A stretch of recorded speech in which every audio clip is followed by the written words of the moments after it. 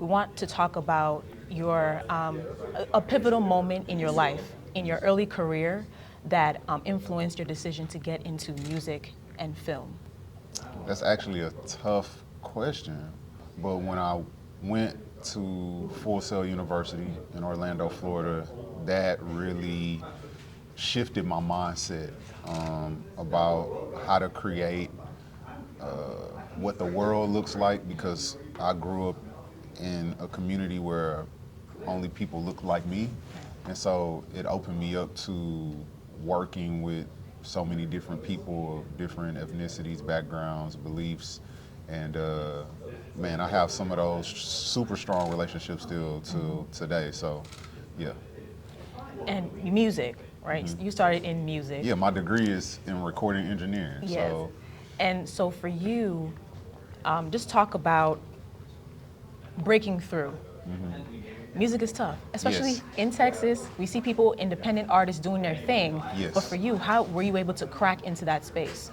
Yeah, I mean, being a producer and songwriter, like I said, by trade, I'm an engineer.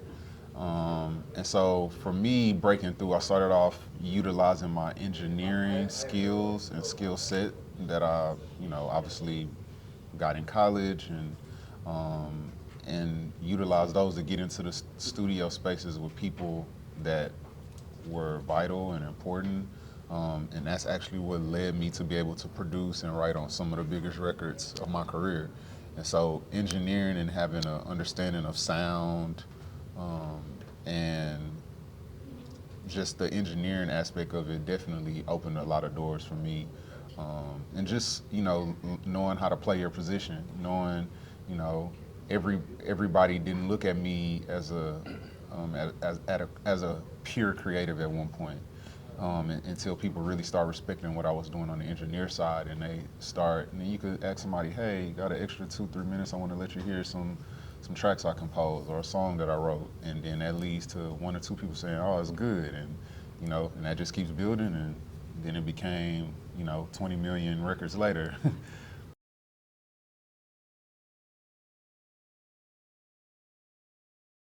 What qualities can you say or actions did you take to remain consistent and relevant in this space, whether it be in music or in film? 100% always remain a student of the game. I'm forever learning, forever just wanting to be great, and always open to listen. If anybody who knows me, especially in the film space, like, I'm all hands on deck, whether that's moving a light, helping to go buy crafty, pick up stuff. Like, I'm gonna do every single job from the PA all the way up to the executive producer.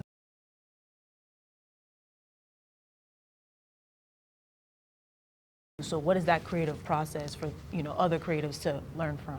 Yeah, I would say pre-production and post-production is the most important, but the most overlooked. I'm a stickler for pre-production, whether that be from film to music to whatever creatively. I think taking that time to prepare is so important, because it makes the execution of said creation so much more smoother.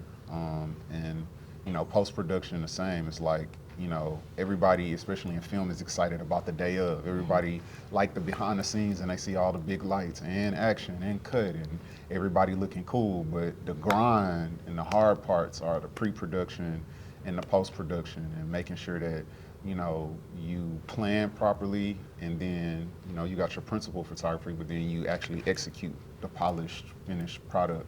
And for me, like, I'm like all into the details, and just trying to do my due diligence with the resources on whatever said project to do the best I can on pre-production and post-production. The day of course, we all love it. It's like game day, right? But if you wasn't in the gym, you're not gonna look too good on game day. You know what I mean? And you might not get the W. So it's the same way, I think, in all aspects of life, and whatever your career path or skill set is, like, preparing and executing, the pre and post is so important.